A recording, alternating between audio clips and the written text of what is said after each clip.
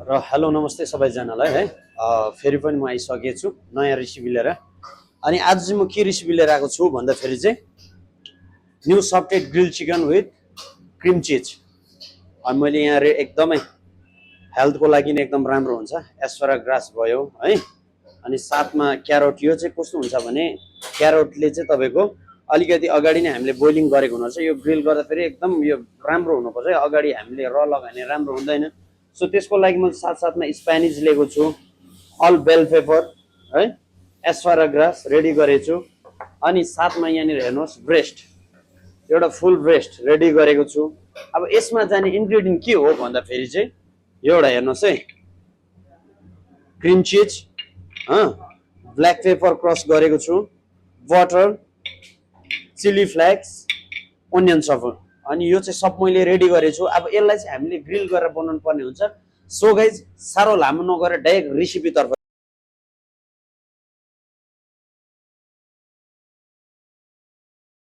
चाहिँ हेर्नुहोस् है। यहाँनिर यो चाहिँ मैले यहाँनिर बिचमा किन गरेको छु भन्दाखेरि यसको जति पनि इन्ग्रेडियन्ट रेडी गरेको छु यो चाहिँ मैले यो भित्र लगाएर चाहिँ ग्रिल गर्नुपर्ने हुन्छ, किनकि तपाईँको यो साइड फटाउनु हुँदैन है।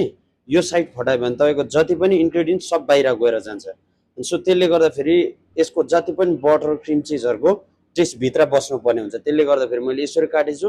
सो डाइरेक्ट रेसिपीतर्फ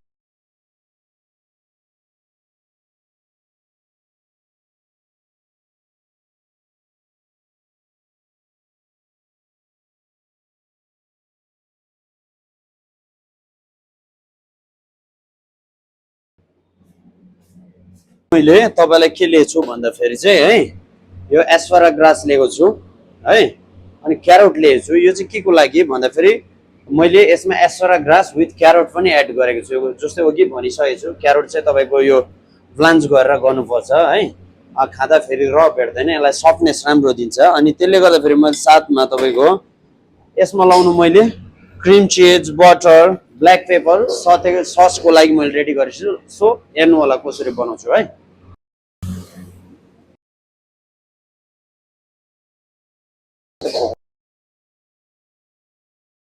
सो गाइस अब चाहिँ मैले रेडी गरिसकेको छु। यो चिकनमा चाहिँ तपाईँको यहाँ हेर्नु होला, एकदम फोकस यहाँ गरिदिनु होला। यहाँ चाहिँ के छ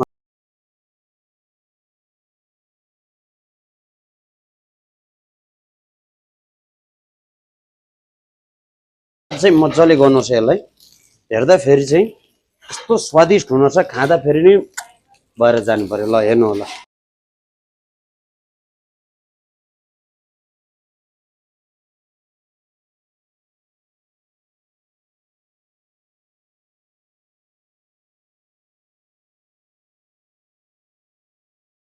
फाइनली मैले यो सबै रेडी गरिसकेको छु है।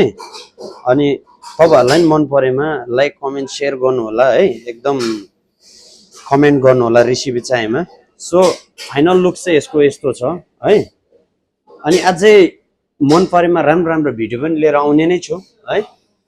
सो यति नै आजको लागि, यति नै हो। अब नेक्स्ट भिडियो लिएर नयाँ रेसिपी, अझै मजाको रेसिपी लिएर आउनेछु। साथ दिनु, सपोर्ट, माया दिनु नभुलिनु होला। Thank you.